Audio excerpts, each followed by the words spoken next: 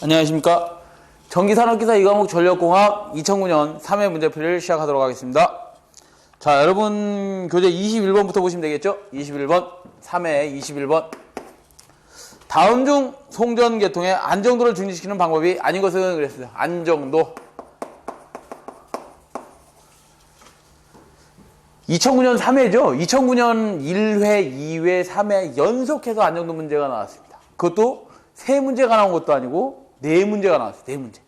대단하죠. 안정도 시험 문제가 상당히 많습니다. 그래서 이게 왜냐면 아주 중요한 거예요. 왜냐? 우리 발전단이라는 게 있어요. 발전단. 발전단이 있고 발전단에 뭐예요? 발전기들이 다 이렇게 병렬 연결되어 있겠죠. 발전기들이 한 대 따로 주고 한 대 따로 이게 아닙니다. 계통을 이렇게 연계해 놨단 말이에요. 병렬 연결해 놓고 부하 측도 막 연결해 놨죠. A 수용과 B 수용과 뭐 여기에 모다들 이렇게 다 연결해 놨을 겁니다. 근데 여기 하나의 고장이 발생을 해서 부하가 고장이 발생을 하면 전력이 남아돌 거 아니야. 그죠? 전력이 남으면 얘들이 뭐 하죠? 기계적 속도보다 기계적으로 전력이 남으면 물량을 닫아버리면 돼. 맞아요? 그러면 발전기가 덜 돌아갈 거 아니야. 그럼 되는데 그 기계적으로 문을 닫는 것보다는 전기적인 속도가 대단히 빠를 거 아니에요. 그러다 보니 얘들이 어떻게 했어? 가속을 하는데 이 발전기가 작은 데에다가 얘들이 탈주하거나 이러면 어떻게 되는 거야? 얘들이 부하가 탈락되거나 이러면 얘네들은 당연히 안정하지 못하고 가속하면서 얘들도 탈조를 해버려요. 탈조. 그러니까 발전기들이 이렇게 병렬 연결해 놓으면 지네들의 관성이 있기 때문에 충분히 이걸 다 커버한다 이거죠. 그래서 뭐예요? 안정도라는 게 부하가 고장 나거나 또는 안정하게 운전돼 있더라도 부하가 서서히 변하거나 부하가 고장 나거나 급변하거나 이래더라도 발전기들이 뭐 하는 거야? 부하하고 동기를 유지하면서 싱크로나이징 하면서 서로 안정하게 운전되는 정도를 안정도라고 하는 겁니다. 그러니까 대단히 중요한 거죠. 얘가 만약에 탈락을 해버리면 얘 부하까지 얘네 둘이 분담을 해야 되기 때문에 다시 또 얘들도 가속을 해버리는 거야. 그럼 지네들도 또 탈출하고 이렇게 해버리는 거예요. 그렇기 때문에 하나가 붕괴되면 잘못하면 큰일 납니다. 그렇기 때문에 이 안정도가 대단히 중요한 문제다. 그래서 어찌됐든 안정도 문제가 계속 나오고 있죠. 근데 문제는 뭐가 나와요? 안정도를 더욱더 향상시키는 방법이 뭐냐요? 안정도 향상하는 방법은 크게 4가지가 있습니다. 첫 번째 안정도 향상하는 방법, 첫 번째는 X값을 작게 하고 두 번째 안정도 향상하려면 전력, 얘네들이 발생하는 발전력을 평형시켜야 되고 세 번째 어떤 전압의 변화가 생길 거 아니야? 전압 변화를 빨리 검출해서 전압의 상차각을 항상 일정하게 유지하고 있어야 되고 네 번째 고장이 발생했다. 고장을 신속 차단하면 되겠죠. 고장 신속 차단합니다. 이러면 될 것이다. 자, 세부적으로 들어가서 X값을 작게 하려면 지금 연계하면 병렬로 연결하면 뭐가 되는 거야? 우리 R은 병렬로 연결하면 작아지지 커져요? 그죠? 그러니까 임피던스 X값은 Z값을 어떻게 해주는 거야? 병렬로 다 하려면 어떻게 하면 돼? 연계하면 된다. 병렬 연결해라 이 말이죠. 또는 기기 자체의 뭐를 X값을 작게 해주면 될 거 아니에요. 그죠? 또 발전력을 평형시켜라. 얘는 뭐야? 부하가 갑자기 탈락됐어. 여기다가 뭐 달어? 저항 달아주면 되잖아. 이만한 부하 달아갖고 운전하면 그대로 부하도 탈락돼서 내가 투입할게. 얘들은 다 당연히 전자식으로 되어 있겠죠. 요즘은 TCBR이라 해서 사이리스터로 이용을 합니다. TCBR이라 해서 사이리스터 컨트롤 브레이킹 네이스트라를 쌉니다. 그러니까 사이리스터 스위치를 갖고 하지 아주 속도가 빠르잖아요. 전자적으로 하니까 옛날처럼 그냥 여기다 무식하게 손으로 다 이렇게 투입하는 게 아니란 말이죠. 그러니까 부하 떨어져 나가면 요즘은 이런 패치 설비 중에 하나인 저런 것들을 투입해서 전력을 평형시키고 있습니다. SDR을 설치해라. 제동 저항기를 설치해라. 또 전압은 누가 조정하죠? 전압 변화를 자동으로 읽는 게 뭐예요? 오토매틱 볼테이지 레귤레이터지. 얘들을 속도를 어떻게 하라는 거야? 아주 빠르게 초소공 대응할 수 있는 초소공 여자기를 사용해라. 초소공 여자 해라. 물론 전압이 너무 이렇게 빨리 변해도 코일에서 못 받아들이는 수가 있기 때문에 당연히 안정화 장치까지 다 만듭니다. 기판이 다 있어서 PSS라는 기판을 다 달아놔요. 이거 뭐냐면 파워 시스템 스테빌라이저라 해서 이런 것들을 다 달아놓고 어떤 이상한 현상이 생겨서 전압이 못 따라가는 거예요. 코일량이 많으면 다 발전기들이 코일 아니에요? 못 따라가기 때문에 PSS라는 안정화 장치도 다 달아놓고요. 여러 가지 방법들을 다 구상해 놨습니다. 고장이 생겼다. 신속 차단해라. 어떻게 해야 돼? 고속 차단하면 되지. 고속 차단하고 고속도 계전기 사용하면 되고 고속도 뭐 하면 돼? 재패로 사용하면 되겠죠. 그것도 재패로 하면 됩니다. 아시겠죠? 이런 것들이 대체가 될 것이다. 방법이 아닌 걸 찾으랍니다. 2번에 보면 리액턴스를 크게 해라. 작게 하라 그랬지. 크게 하라 그랬어요. 그죠? 답은 2번이 되겠네. 22번으로 가죠. 22번. 설비 용량이 각각 75, 80, 85kW의 설비가 있다. 우리 집에 75kW짜리 하나, 80짜리 하나, 85짜리가 있답니다. 이것들이 다 한꺼번에 사용하는 게 아니라 각각 계절부하, 여름부하, 여름부하하고 겨울부하입니다. 이면 반은 여름부하다 그러면 반은 여름에만 사용하고 반은 또 겨울에 사용할 거 아니야? 그렇죠? 그걸 갖다 우리는 지금 이 시간에 사용하는 그거를 이 중에서 100이라면 100 중에서 50 사용한다 그러면 그게 수용률이 되는 거죠. 수용률. 수용률이 각각 60%라면 최대 수요 전력은 그랬어요. 최대 수요 전력. 자, 우리 수용률식은 어떻게 되지? 수용률은 설비 용량을 뭘로 나누는 거예요? 각 설비 용량을 지금 수요 최대 전력을 설비 용량으로 나누면 되죠. 설비 용량으로 나눠주면 뭐가 되는 거예요? 수용률이 나오는데 수용률 주어졌고 설비 용량 주어졌으니까 거기서 뭐 구하라면 돼? 최대 전력. 지금 수요하고 있는 최대 전력 구하라잖아요. 그죠? 최대 수요 전력은 물어봤으니까 얘도 어떻게 하면 될까? 서로 곱해주면 되겠죠. 그러면 수요 최대 전력은 어떻게 고요? 수용률에다가 설비 용량 곱해주면 된다라고 그랬으니까 수용률이 0.6이라 그랬네요. 그죠? 설비 용량은 얼마예요? 얼마짜리 있어? 75 하나, 80짜리 하나, 85짜리가 있다 그랬나? 이렇게 곱해주면 될 것 같은데요. 그럼 얼마? 144가 나온답니다. 답 2번. 23번으로 가죠. 23번. 역률이 80%, 5000kVA 부하를 역률 90%로 계산하고자 한다. 이 경우 필요한 콘덴서 용량. 어떻게 구해? 삼각형 그려 무조건 콘덴서 나오면 여러분들도 삼각형을 그리십시오. 삼각형을 그려서 이쪽이 뭐예요? 실수와 허수를 더한 합성한 피상전력분이 되는 거지.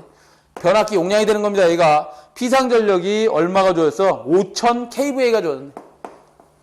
kVA. 변압기 용량 뭐로 단위해? kVA로 단위 나타내죠. 얘가 합성한 kVA 변압기 용량이 되는 겁니다. 얘가 뭐예요? 역률 코사인 세타. 걔가 얼마일 때? 0.8이었답니다. 0.8일 때 뭘 구하라 했어요? 0.8일 때 얘를 0.9로 계산하고 싶답니다. 이렇게. 콘덴서 이따만한 걸 달아서 역률을 0.9로 계산하려고 한답니다. 그때의 뭘 구하라 했어? 계산한 다음에 무효분을 구하라 했잖아. 그죠? 계산한 후에 무효분을 구하라 했으니까 자, 이렇게 구해야 되겠죠. 노란색 말고 흰색 분필로 보시면 5000kVA에다가 역률 코사인 세타 0.8을 곱해주면 걔가 뭐가 되는 거야? 유효전력이 되죠. 피상전력 뭐예요? 5000 곱하기 VI 코사인 세타가 되지. VI 코사인 세타가 되는 거지. 0.8을 곱하면 58에서 다시 4000kW가 뭐가 되는 거예요? 유효전력이 되는 거죠. 이때의 무효전력은 얼마예요? 이때 무효전력. 이때 노란색 아직 계산 안 했습니다. 0.8일 때의 무효전력은 얼마 돼? Q1이라고 하자. Q1은 얼마인 거예요? P에다가 뭐 하면 돼요? 탄젠트 세타 해주면 되는 거 아니야? P가 얼마? 4000kW에다가 탄젠트 세타는 뭐예요? 코사인 세타분의 사인 세타 아니야? 코사인 세타 0.8분의 사인 세타 얼마? 0.6. 자, 그러면 이게 얼마 나오냐? 이렇게 그냥 알고만 계시죠?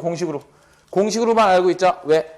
한꺼번에 구해놨네. 우리 풀이에서. 자, Q1은 어떻게 구해요? P 유효전력에다가 탄젠트 세타 1이랍니다. 자, 노란색으로 0.9로 계산하기 위해서 콘덴서를 달아줬는데 그 콘덴서 용량 구하라는 거잖아. 그죠? 그러면 0.9로 개선됐을 때의 무효전력을 Q2라고 하자.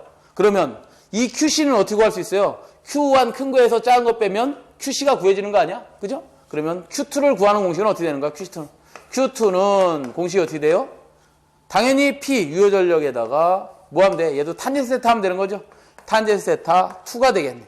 자, 그러면 QC는 여기서 QC를 구하라 했으니까 QC는 어떻게 한다고?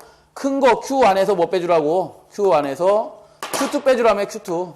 그죠? 이렇게 빼주면 되겠다. 자, 그러면 Q1은 P의 탄젠트 세타 1이고 Q2는 뭐예요? P의 탄젠트 세타 2니 P가 같은 놈 아니야. 그죠? 그러면 P를 묶어내면 얘는 어떻게 되는 거야? 탄젠트 세타 1 마이너스 탄젠트 세타 2가 됐겠죠. 자, 그러면 숫자가 다 주어졌으니까 숫자를 대입해서 P는 얼마로 구해놨어? 4000. 자, 그럼 이쪽으로 오셔서 QC는 이렇게 구한답니다. 4000의 킬로와트에다가 탄젠트 세타원이 얼마였어요? 0.8 코사인 세타분의 사인 세타가 얼마? 0.6 마이너스 탄젠트 세타2는 코사인 세타2분의 사인 세타2 아니야? 그죠? 코사인 세타2가 얼마예요? 0.9로 계산했다니까 0.9분의 얼마가 되겠어? 루트 1 마이너스 0.9의 자승이 되겠지. 여기 계산기 누르시면 1080 나오네. 1080. 답 2번이죠. 이렇게 계산해라 이 말이죠. 자, 그 다음에 24번으로 갑니다. 24번. 가공전선로에 사용하는 현수 애자련이 10개다. 이때 전압부담이 최소인 것은 그랬어요. 암이 있고 여기에 애자를 잡니다. 애자. 셋, 넷, 다섯, 여섯, 일곱, 여덟, 아홉, 10개의 1년 애자련이 있답니다. 이렇게 했을 때 전압부담이 최대인 곳은 어디예요? 전선으로부터 가장 가까운 애자가 전압부담이 가장 크죠. 전압부담이 가장 작은 곳은 어디야? 전선으로부터 몇 분의 몇 지점? 3분의 2점이 전압부담이 가장 적죠. 지지물로부터는 몇 분의 몇 지점? 3분의 1 지점이 전압부담이 뭐가 되겠어요? 최소가 되죠. 최소가. 그죠? 최소가 됩니다. 그러면 7번째나 8번째쯤 될 거 아니야. 그죠? 7번째나 8번째쯤 될 것이다.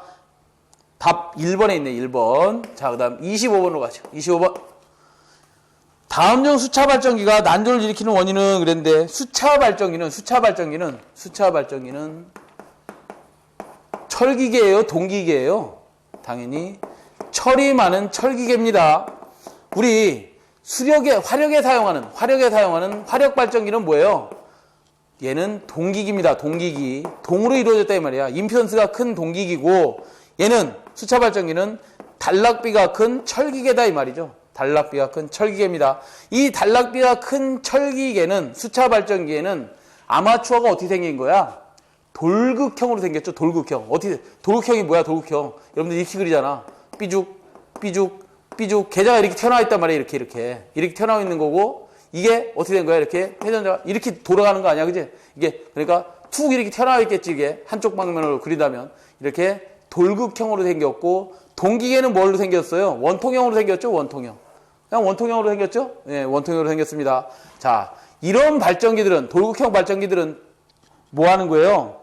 수차 조속기가 너무 예민하면 뭐 한다? 조속기가 뭐 하는 거야? 어떤 물량을 유효전력이 많이 나오고 덜 나오고에 따라서 조속기가 뭐 하는 거예요? 조속기가 물량을 조절해 주는 거잖아. 그 물량을 조절하면서 유효전력을 조정하는 겁니다.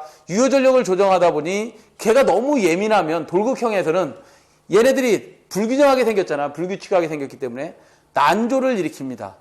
동기기 가면 당연히 난조 일으킬 만한 게 없죠. 동그란데. 그렇기 때문에 난조를 잘 안 일으킵니다. 그래서 이 난조 방지하려고 뭐 하지? 돌극형에서는 제동건선도 사용하고 막 이렇게 하죠. 어찌됐든 우리 조속기도 예민하게 해놓으면 안 됩니다. 답은 몇 번에 있는 거예요? 4번에 있네. 수차의 조속기. 물량을 조절하는 조속기가 너무 예민하면 돌극형에서는 뭐 한다? 난조를 일으킬 수 있다. 그렇게 보시면 되겠고요. 26번으로 갑니다. 4번 맞나요? 네, 4번. 26번. 전력계통에서 안정도란 주어진 운전 조건 하에서 계통이 안정하게 운전을 계속할 수 있는가의 능력을 말한다. 그랬죠? 우리 몇 번 문제였지? 21번 문제였나요? 21번 문제에서 그런 말씀을 드렸죠. 전력계통에서 안정도란 주어진 운전 조건 하에서 계통이 고장이 났건 어쨌건 안정하게 운전을 계속할 수 있는가의 능력을 말한다. 다음 중 안정도의 구분에 포함되지 않는 것은 그랬는데 안정도를 세밀하게 구분해 보랍니다. 안정도란 어떤 안정도 향상 대책이었고 아까 21번 문제는 안정도를 구분하면 실질적으로는 세 가지로 구분해야 됩니다. 그게 안정도는 전압 안정도가 있어요. 전압이 안정하냐를 따지는 전압 안정도. 우리 아마 기기 시간에 PV 곡선을 배웠을 겁니다. 전혀 생각 안 나죠? 그렇죠? 어떤 안정점을 벗어나면 운전 안정점을 벗어나면 뭐예요? 전압을 아무리 올려줘도 전력이 늘어나지 않고 이런 것들이 PV 곡선이잖아요. 그죠? PV 곡선 뭐 생각이나 나겠어. 이거 있잖아. 이거. 역률 코사인 세타 1인점. 어떻게 해야 되고 이 위에는 안정점, 아래는 불안정 영역. 배웠어요. 기억이 안 나서 그렇지. 다 배우셨다. 전압 안정도는 어떻게 할 것이고 주파수 안정도는 어떻게 할 거냐? 주파수 안정도는 어떻게 할 거냐? 주파수. 주파수를 안정하게 하려면 어떻게 하느냐? 유효전력을 조정해서 주파수를 안정하게 해야 된다. 그게 뭐예요? PF 컨트롤 한다 그러죠. PF 컨트롤. 얘는 또 뭐라고 돼? 전압 안정화시키는 거는. QV 컨트롤 한다 그러죠. QV 컨트롤. 무효전력을 조정해서 전압을 조정한다. 유효전력을 조정해서 주파수를 조정한다 이 말이야. 주파수 안정도는. 자, 그 다음에 우리가 지금 시험에 나오고 있는 각 안정도가 있어요. 위상각 안정도가 되겠지. 실질적으로 따지면 위상각 안정도입니다. 얘를 우리는 각 안정도라고 해요. 각 안정도. 위상 따지는 거예요. 위상각 안정도를 각 안정도라고 합니다. 그 각 안정도를 공부하고 있는 거예요, 여러분들은. 회전체의 운동방정식에 보면 이렇게 되어 있거든. 어떻게 됐냐? dt 자승분의 d 자승 세타. 각은 n분의 오메가의 pi 기계적 입력 마이너스 전기적 출력식으로 얘네들이 변하면 얘네들 개수가 어떤 값이면 이 세타가 어떻게 되는데 서로 안정하게 잘 유지되고 있냐 어쩌냐를 따지는 게 회전체의 운동 방정식입니다. 그래서 반드시 좀 알고 계셔야 되는데 여기까지는 여러분 시험엔 잘 안 나오죠. 네, 어찌됐든 이렇게 따지는 게 안정도라 그래서 각안정도를 여러분들은 공부하고 계신 겁니다. 각안정도에 이렇게 있답니다. 세 가지가 있는데 걔가 뭐예요? 정태 안정도가 있고 과도 안정도가 있고 동태 안정도가 있습니다. 정태가 뭐냐면 부하가 서서히 변하더라도 계통이 안정하게 운정되는 정도. 그러니까 발전기하고 부하 간에 부하가 서서히 변하더라도 동기를 유지하면서 안정하게 운정되는 정도를 정태 안정도라고 하고 과도 안정도는 부하가 급변하거나 고장이 발생하더라도 계통이 안정하게 운정되는 정도를 과도 안정도라고 합니다.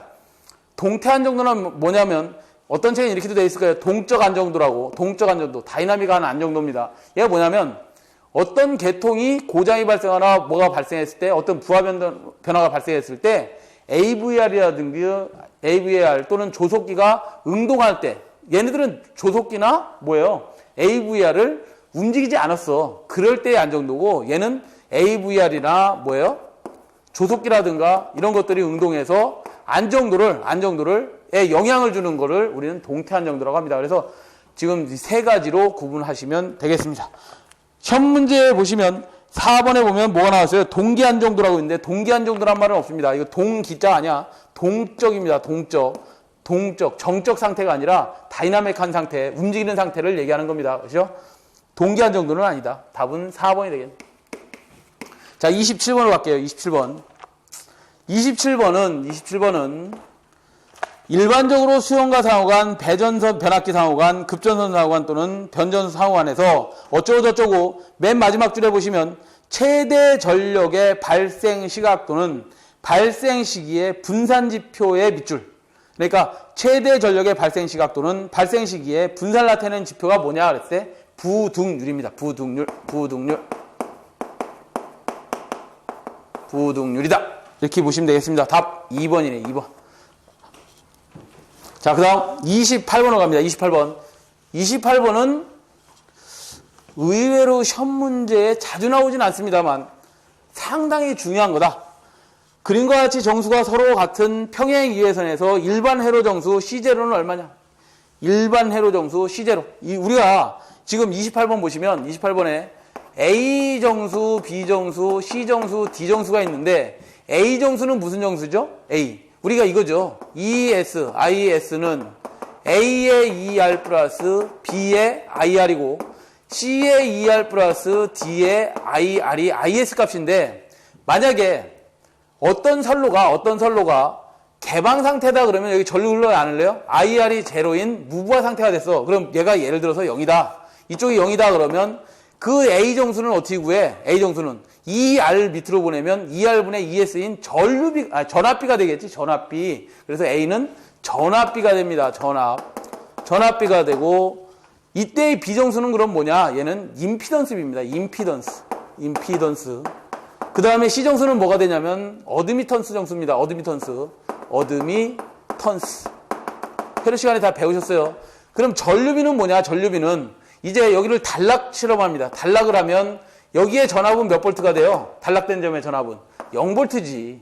그렇죠? 이 스위치가 있어. 스위치 이렇게 닫아놓고 여기 전압계 달아놓고 전압 측정해보면 몇 볼트 떠? 당연히 0볼트 나오잖아. 단락돼 있으니까. 같은 상이잖아. 같은 상에 같은 전이가 된 거잖아. 그죠? 그러니까 등전이가 됐다 이 말이야. 등전이. 같은 등전이가 되면 0볼트가 되는 겁니다. 이렇게 단락이 되면. 당연히 전류는 최대로 흐르겠지. 자, 이렇게 0이 됐다 그러면 얘가 이번에 0이 되면 얘가 0이 됐을 때 여기는 뭐예요? D라는 놈은 D를 구해라 그러면 IR분의 IS가 될 거 아니야? 그럼 얘는 뭐예요? 전류의 B가 되겠지. 송전단 전압에 대한 수전단 전류의 B가 되겠죠. 그죠? 전류비가 됩니다. D는 전류비. 자, 이랬을 때 얘가 1회선이 깔려 있었답니다. 원래 3상 1회선이 깔려 있다. 이게 여기에 A, B, C, D 정수가 있는데 A, B, C, D가 있는데 얘가 2회선으로 바뀌었답니다. 2회선으로 바꾸면 얘네들 합성했을 때 어떻게 되냐? A 정수나 D 정수는 변해요, 안 변해요? 전압전류의 크기가 변해나? 안 변하지? 안 변해. 변하지 않습니다. 자, 그러나 B 정수는 1회선에서 2회선으로 되면 어떻게 될까? B는 2분의 B로다. 임피던스는 작아지고 어드미턴스는 어떻게 돼요? 2배가 되죠. C 정수는 2C가 됩니다. 그래서 요거 구하라는 거야. C0, B0, A0, D0 한번 구해봐라. C0는 얼마요? 2C가 되겠죠. 다음 몇 번이었어요? C1이라고 표기했네요. 그죠? 여기는 2C1. 답 3번에 있네. 자, 그 다음에 29번으로 가죠. 그림과 같이 송전선이 사도체인 경우 소선 상호 간의 기하학적 평균거리 D를 구하시오. 그랬어요. 자, 도체가 이렇게 있답니다. 계속 같은 문제가 났네. 도체가 이렇게 사도체가 있답니다. 여기 소도체 간 거리를 D라고 했답니다. 이거에 등가선 거리 D-를 구하랍니다. D-. 구하려면 어떻게 구해요? 여기 보시면 D가 하나, 둘, 셋, 네 개가 있고 이 거리도 있을 거 아니야, 이 거리. 이 거리도 있을 거 아니야? 이 거리는 이 거리에 비해서 몇 배 늘어나는 거야? 루트 2배만큼 늘어나는 거죠. 루트 2배만큼 늘어나는 거죠, 이게. 그러면 6개 있잖아, 이게. 개수들이 하나, 둘, 셋, 넷, 다섯, 6개 있잖아. 6승분의 루트.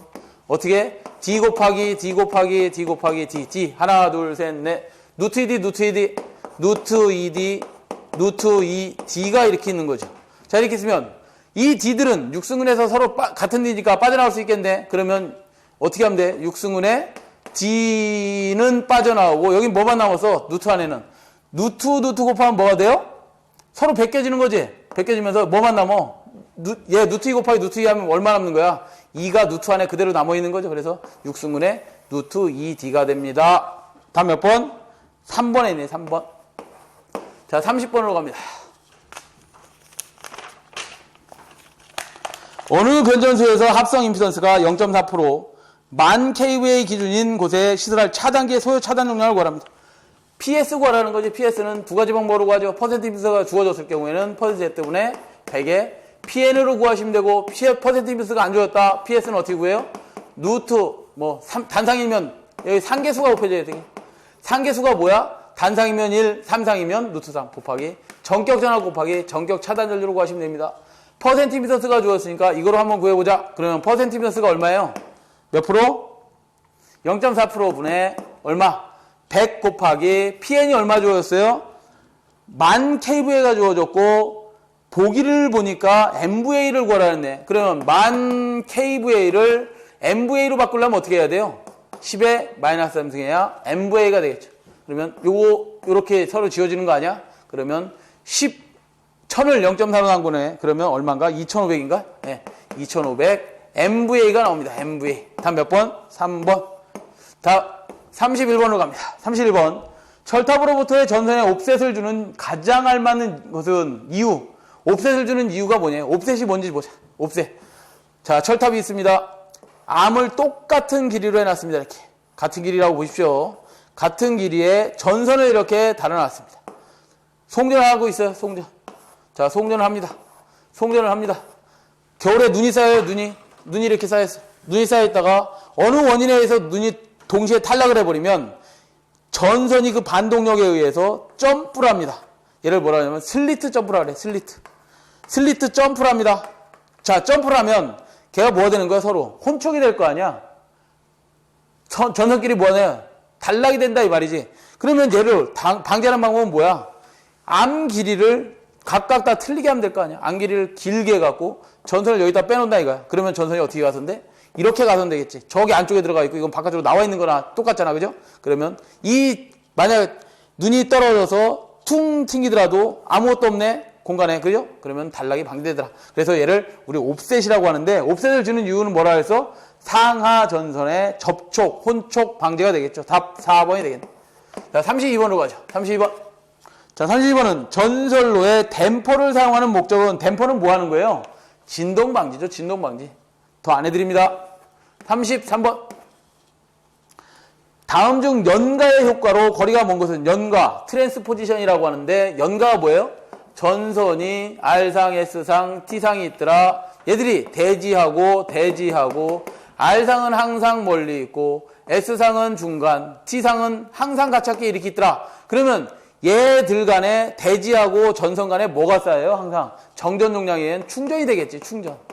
충전이 됩니다. 그럼 얘가 C 값이 어떻게 되겠어? C 값이 어떻게 됐든 다 틀리게 충전이 되고 있겠죠. 뿐만 아니라 어드미턴스 값도 틀리겠죠. 어드미턴스 값이 뭐예요? 어드미턴스가 뭘 갖고 있어? 콘덕터 G 플러스 J의 오메가 C인 G 값도 틀린다 이 말이야. G가 뭐예요? 콘덕턴스. G는 어디서 생기는 거야? 애자의 저항의 역수잖아. 애자가 저항으로 역수로다. 애자가 이렇게 철탑이 있으면 그 애자에 어떻게 걸려있지? 이렇게 걸려있는데 그 애자에 뭘로 걸려있어? 대지하고 병렬로 돼 있잖아. 병렬로 된 값들. G 플러스 J의 오메가 C. 얘가 뭐야? 다 병렬 어드미턴스라 그러자. R과 L 값은 어디예요? 선로의 임피던스 Z는 R 플러스 J의 오메가 L이라고 그래서 얘들은 뭐야? R과 L 성분은 이 직렬 임피던스 성분이죠? 그래서 직렬 값이고 G나 C는 병렬 어드미턴스 값입니다. 이 값들이 틀려지더라 이거야. 그러면 이 값들이 틀린 것을 똑같이 맞춰주려면 거리를 3등분 해가지고 뭐 해주면 될까? 연가해주면 되겠네. 연가. 이렇게 해주면 선로 정수가 어떻게 되는 거예요? 평형된다. 선로 정수가 평형될 것이다. 답이 몇 번에 있나요? 아, 효과를 물어봤네요. 연가를 이렇게 하면 어떤 효과가 있는데 1번부터 보시면 직렬공진이 방지되고 2번 선로정수가 평형되고 4번 유도장애가 감소됩니다. 한 번씩 이것도 좀 연가의 효과를 풀이에 참고하시고요. 답 3번에 있네요. 대의 정전량은 감소된다. 감소되지 않고 평형이 되는 거죠. 평형. 34번으로 갑니다. 34번. 원자로에서 카드뮴에 대한 설명으로 옳은 것은 그랬는데요. 카드뮴이 뭐냐? 34번 이쪽으로 가시죠. 아마도 뭐 여러분들이 원자를 직접 보셨을 분들은 거의 없고요. 저도 사실은 직접은 못 봤고요. TV를 보면 왜 북한의 그 경수로 뭐 이런 거 많이 나타나잖아요. 그죠? 거기에 보시면 이렇게 바닥에 사람들 걸어 다니고 뭔 통이 이렇게 있고 여기에 구멍이 뽕뽕 뚫려 있고 그 다음에 여기 물이 막 채워져 있잖아요. 그 다음에 여기가 이렇게 돼 있어갖고 사람들이 이렇게 막 걸어다니고 이러잖아요. 이게 뭐냐면 이게 원자로입니다. 원자로 그 안에 보면 연료봉이 이렇게 쭉 다 들어가 있어요. 연료봉이 쭉 다 들어가 있습니다. 원자로에. 이렇게 들어가 있고 그 연료봉에 보면 연료봉이 이렇게 들어가 있는데 이 연료봉이라는 게 뭐야? 연료봉이. 이 우라늄을 농축한 겁니다. 농축해서 어떻게 만드냐면 펠릿을 만듭니다. 펠릿. 이렇게 조그맣게 펠릿을 만들고 그거를 지르코늄 합금을 갖다가 이렇게 봉을 만드는 거야. 지르코늄 합금을 해갖고 봉을 만들어서 그걸 다 끼워 넣는 거거든요. 이렇게 넣어놓고 얘네들을 뭐 하는 거야? 얘는 우라늄이니까 여기다 중성자를 충돌시키면 걔네들이 뭐 하는 거예요? 분열하는 거죠. 분열. 무슨 분열하는 거야? 얘를 핵 분열한다고 하지. 핵 분열하면서 뭐예요? 핵 분열이 뭐야? 중성자를 N개 하나가 몇 개로 만드는 거야? 막 2.5개, 3개로 다 막 나타난다 이거야. 이거 분열하는 겁니다. 이렇게. 분열하면 2분의 뭐 N개라고 할까요? 2.5개니까. 2.5개가 나왔는데 이 속도가 대단히 빠릅니다. 2메가 전자볼트로서 상당히 빠릅니다. 잠깐 지나면 0.0 몇 초 지나면 바로 1메가 전자볼트로 바꾸고 여기에 어떤 감속제를 사용해서 우리는 걔를 0.025 전자볼트로 만들고 있습니다. 얘를 뭐라고 하냐면 0.025 전자볼트를 열중성자라고 합니다. 열중성자. 이 열중성자로 만들어서 지금 발전을 하고 있어요. 근데 문제가 있어. 얘네들이 분열을 하는데 물이 밀도가 이 감속제의 밀도가 조밀하지 못하고 진짜 감속을 잘 못하고 느슨해질 때가 아니라 열받으면 느슨해져. 그렇게 됐을 때 얘네들이 분열을 더 많이 하겠죠. 더 많이 분열을 하게 되면 어떻게 되는 거야? 이 발전소에서 제한하는 온도가 있는데 그 온도를 넘어가 버리고 걔가 뭐가 되는 거예요? 원자로가 폭발할 수도 있잖아요. 그 폭발을 막기 위해서 중성자를 먹는 놈이 필요해. 중성자가 너무 많이 나왔으니까 걔 먹는 놈을 뭐라고 하냐면 이 천장에 이렇게 제어봉을 달아놓습니다. 제어 막대기를 달아놔. 이 막대기를 달아놨다가 그 막대기가 어느 일정 온도 이상이 되면 지가 알아서 스스로 자석으로 잡고 있던 게 툭 떨어져서 이 안으로 툭 들어가서 뭘 만드냐? 중성자들을 먹기 시작합니다. 얘를 뭐라고 하냐면 제어봉이라고 하는 거예요. 제어봉. 제어봉인데 왜 여기서 우리는 문제를 카드뮴 봉이라고 했느냐? 이 제어봉의 재료가 뭐냐? 카드뮴, 하프뮴, 붕소 이런 것들을 갖다 제어봉을 만드는 거예요. 그래서 뭐라고? 카드뮴 봉이다 라고 부른 겁니다. 그 카드뮴 봉에 대한 설명으로 옳은 것은 그랬는데 4번에 보시니까 있네요. 핵분열 연쇄 반응을 뭐 하려고? 제어하려고. 그래서 제어봉을 설치하는 겁니다. 여러분들 왜 저런 거 보셨잖아. 왜 일본에서 BWR 발전기 원자력 발전기가 폭발해서 우리나라에서 계속 붕소 요청해갖고 붕소 막 갖다 공짜로 막 주고 그랬잖아요. 공짜로 줬는지 모르겠지만 하여튼 붕소를 엄청나게 갖다 막 지원을 해줬습니다. 왜? 저게 가만 냅두면 중성자가 계속해서 분열을 하는 거야. 그러니까 계속 열이 나고 물은 빠지고 물을 왜 빠지는 거야? 이거 감속제가 빠지는 거야. 감속제 경수가 이게 빠져버리면 뭐가 되는 거야?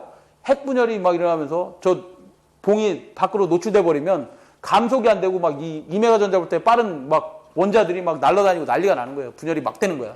그래서 저 제어봉인 재료인 붕소를 공급을 해 준 겁니다. 무상인지는 모르겠어요. 어쨌든 자 35번으로 갑니다. 35번은 다음 중 열 사이클의 효율을 올리는 방법과 거리가 먼 것은 그랬어요. 열 사이클이 뭐냐면 보일러, 발전소의 열 사이클의 효율, 어떤 사이클 효율을 좀 높여보자 이 말이야. 왜냐면 우리나라 발전소들이 열 효율이 과히 좋지가 않습니다. 왜냐면 우리가 어떤 열을 100%를 냈다 이거야. 100%를 내면 이 열을 뭐 해야 돼? 터빈에 주고 그 열을 터빈에서 일을 시키고 이렇게 해야 되는데 만약에 100% 온도에 100% 예를 들어서 터빈에다 보내주고 출력 터빈에서 빠져나가는 이 터빈이 있는데 스팀 터빈에 여기에 예를 들어서 온도가 이거예요. 538도에서 580도짜리가 들어가서 일을 하고 이쪽으로 빠져야 되는데 그래야 여기 터빈 돌리고 터빈 축에 발전기를 여기 달아놓고 일을 시켜야 되는데 여기 온도도 580도야. 예를 들어서. 그러면 온도 차가 있어요? 없어요? 없어. 이건 뭐야? 쉽게 얘기하면 전위에 차가 없는 거나 똑같은 거잖아. 온도 차가 없으면 얘가 일을 해, 안 해? 당연히 안 하지. 그렇기 때문에 여기 온도를 몇 도로 맞춰줘야 돼? 최대한 낮춰줘야 될 거 아니야? 그래서 여기에다 뭘 다는 거예요? 복수기라는 걸 달아가지고 복수기에서 저 심층수 4도에서 약 10도 정도밖에 안 되는 바닷물을 끌고 와서 순환해서 버린단 말이야. 복수기에서. 그러면 여기 온도 차가 있으니까 증기가 어떻게 하는 거야? 높은 온도에서 낮은 온도로 쫙 빠지면서 터빈을 돌려주는 건데 당연히 이런 데서 손실이 있을 수밖에 없는 거 아니에요? 그죠? 이런 데서의 온도 손실이 49% 정도 돼요. 100%라면. 이게 100%라면 49% 정도 손실이 생겨요. 발전기 손실, 그 다음에 터빈 손실, 그 다음에 사이클 손실 다 하면 진짜로 발전의 효율 몇 프로쯤으로 운전되냐면 약 38% 정도밖에 안 돼요. 발전소 효율이. 그러니까 증기를 100% 돈 들여갖고 만들어놨는데 실제로 효율은 얼마밖에 안 나온다고? 38% 정도밖에 안 나와. 그럼 이거 어떻게든 올려야 될 거 아니야? 어떻게든 올리려고 뭐 하는 거야? 뭐 공기 예열기도 사용하고 절탄기도 사용하고 여기에 또 증기 추기해갖고 급수 물도 막 이 증기가 또 데피고 이런 것들을 다 해봐야 지금 42% 정도밖에 출력이 안 나옵니다. 42%도 많이 나오는 거야. 이 42%에서 더 올릴 수 있는 방법은 뭐냐? 가스터빈 갖다 들이대고 온도를 막 1500도 있으면 막 이렇게 운전을 해줘야지만 간신히 2% 3% 올라가요. 전체 사이클에. 이런 것들을 하는 열 사이클의 효율을 올리는 그 방법과 거리가 먼 걸 찾으라는 거예요. 그래서 1번부터 보시면 과열증기를 사용한다. 과열증기. 당연히 이렇게 우리나라는 과열증기 사용하죠. 보일러가 있습니다. 여기다 과열기 달아갖고 과열증기 사용하고 있잖아. 그죠? 과열증기를 사용합니다. 왜? 이 보일러에서 물 끓이면 몇 도까지밖에 안 올라가? 100도. 100도 올라갔어. 자, 그러면 100도가 계속 끓이면 뭐가 돼요? 여러분들 물 끓여 먹어봤을 거 아니야? 주전자에서 계속 끓이면 증기가 되잖아. 습증기. 뽀글뽀글 비등하면서. 그죠? 습증기가 되고 그 증기를 계속 가열하면 뭐가 되냐면 습이 없어진 건조 포화 증기가 돼요. 그걸 더 다시 이제 과열기에 보내갖고 과열 증기로 만드는 거야, 이렇게. 538도에서 580도로 만드는 거예요. 증기의 온도를. 그 증기를 뭐라고 하냐면 얘를 과열 증기라고 합니다. 과열 증기를 사용해야지, 당연히. 두 번째, 저업, 저온을 이용한다. 고온, 고압을 이용해야죠. 온도를 왜 높여준 거야? 온도차를 이용하려고 온도를 높여주는 거잖아? 왜 더 높여줄 수 있지 않냐? 터빈 발전기 같은 거 막 들이대고 가스 막 떼면 석탄 떼는 것보다 온도 더 올릴 수 있지 않냐? 올릴 수 있습니다, 물론. 그렇지만 관도 뭐야, 관. 다 쇠로 돼 있잖아. 이 관 뭐야? 너무 온도가 높으면 이거 버티지 못하잖아. 결국 뭐야, 이거 온도 높여갖고 진짜 막 한 1000도 만들고 싶으면 만들 수 있어요. 뭘로 바꿔야 돼? 세라믹. 세라믹이 뭐예요? 사기 그릇. 그릇 구운 거 있잖아요. 이거 그릇. 그거를 다 관을 바꿔야 되는데 그게 쉽습니까? 어렵지. 사기 그릇 맨날 깨질 텐데. 그런 기술들이 아직까지 활성화가 안 돼 있다 이거죠. 그래서 관에 버틸 수 있는 온도까지만 이렇게 올려주고 사용하는 겁니다. 그러니까 당연히 고온고압을 사용해야지. 답은 벌써 2번이 되겠네. 그 다음 3번. 진공도를 향상한다. 복수기의 진공도를 향상하는 겁니다. 복수기의 진공도를 향상하면 된다. 그 다음에 재생 사이클도 사용하고 이 증기 다시 온도 높여주는 제열기도 사용하고 뭐 이런 것들이죠. 그래서 답은 2번이 되겠네요. 36번으로 갑니다. 36번은 중성점 접지 방식 중 소리액터 접지 방식에서 공진 조건 오메가 L은 3 오메가 C분의 1 마이너스 그죠? 3분의 XT이다. 여기서 XT는 뭐냐? 변압기 리액턴스죠. 코일의 리액턴스, 임피던스입니다. 무슨 소리냐? 이렇게 변압기 코일이 있습니다. 변압기 코일이 있고 변압기 코일이 있고 얘를 뭐 했다는 거야? 소리액터 접지했대. 소리액터 이렇게 L을 이용해서 소리액터 접지해놓고 얘들은 대지하고 뭐 돼 있어요? 충전되고 있겠지. 이렇게 대지하고 충전되고 있을 겁니다. 이건 선로 연결해 놓은 게 아니야. 그죠? 이렇게 되는 것을 어떻게 했다는 거예요? 선로의 길이에 따라서 C값이 변할 거 아니야. 그죠?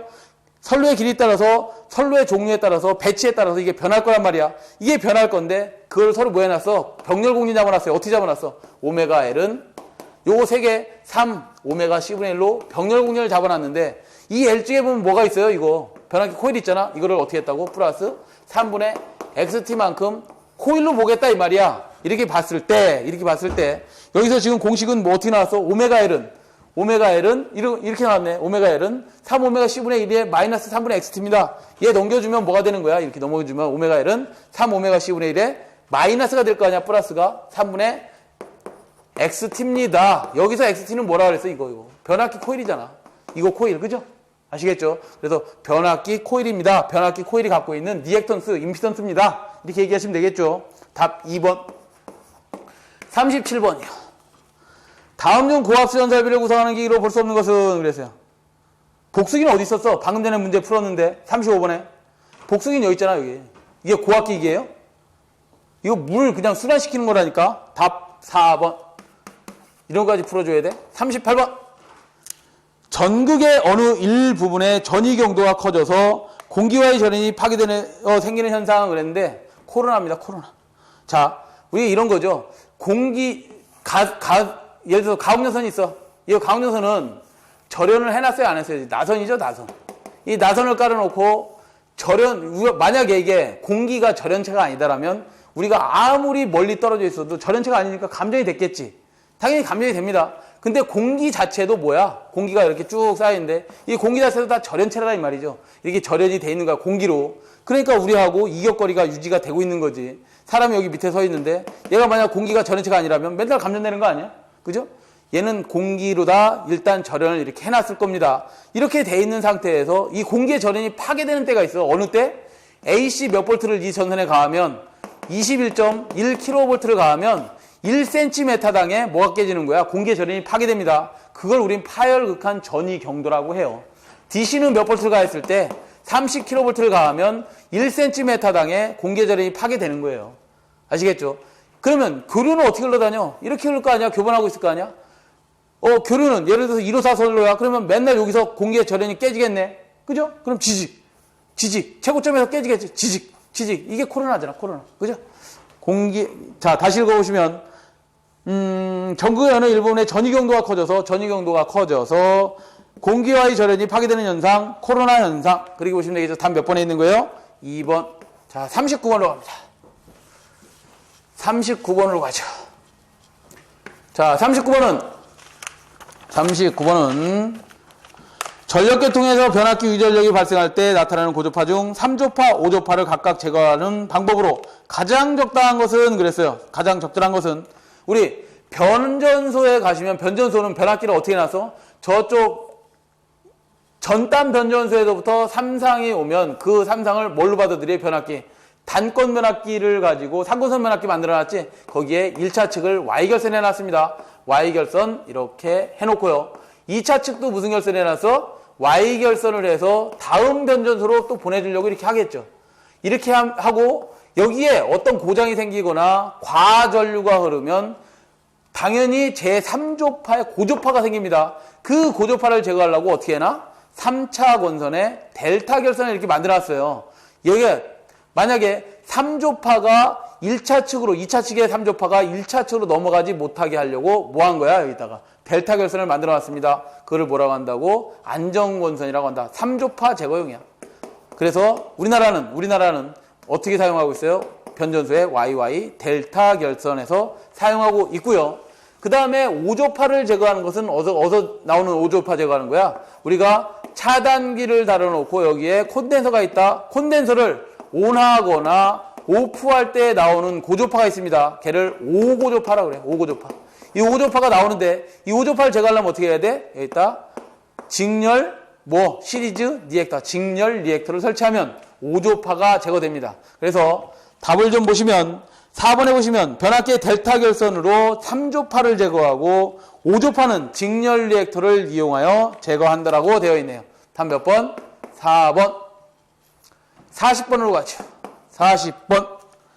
최근 GIS 설비에서 사용되고 있는 소호 능력과 차단 능력이 우수한 SF6 가스를 이용한 차단기는 그랬는데요. SF6 가스가 뭐냐면 6분화 유황가스로서 얘는 가스입니다. 그냥 가스. 6분화 유황가스입니다. 이 가스가 뭐를 하려고 가스를 채워놓은 거냐면 스위치를 온오프 하면 아크가 나오죠. 그 아크를 소호하려고 소호. 그걸 우리는 뭐라고 하냐? 소호 매질이라고 합니다. 이 소호 매질이 뭐냐에 따라서 뭐가 결정되느냐? 차단기 종류가 결정됩니다. 차단기 종류가 결정되는데 가스를 사용하는 차단기를 뭐라고 하냐면 우리는 GCB 가스 서킷 브레이커라서 가스 차단기라고 합니다. 다시요. 소호 매질이 뭐라 그랬어? 아크를 끄는 매질. 그 매질이 예를 들어서 전자력이다. 전자력일 때의 차단기 명칭은 뭐예요? 차단기 종류는 마그네틱 블라스터 서킷 브레이커여서 MBB라고 합니다. 그 소호 매질이 오일이다. 오일이면 그 오일은 차단기 종류가 뭐냐면 오일 서킷 브레이커라서 유입 차단기 50이라고 합니다. 자, 그 다음에 또 뭐가 있을까? 진공 차단기가 있네. 그 소호 매질이 진공 상태다. 공기가 없는 상태를 만들어 버린다. 그러면 얘는 뭐가 되냐면 바큐um 서킷 브레이커 진공 차단기 V12가 됩니다. 자, 그 다음 또 뭐가 있나요? 압축 공기를 사용하는 게 있어요. 압축 공기를 사용하는 게 있는데 압축 공기를 소호 매질로 한다 그러면 그 차단기의 명칭이 에어 블라스터 서킷 브레이커에서 ABB라고 합니다. 우리 SF6 가스를 물어봤으니까 걔는 무슨 차단기가 되겠어요? 가스 차단기가 되겠죠. 이렇게 해서 답은 3번이 되겠네요. 자, 수고하셨습니다. 전기산업기사 2과목 전력공학 2009년 3회 문제풀이를 모두 마치도록 하겠습니다. 고생했습니다.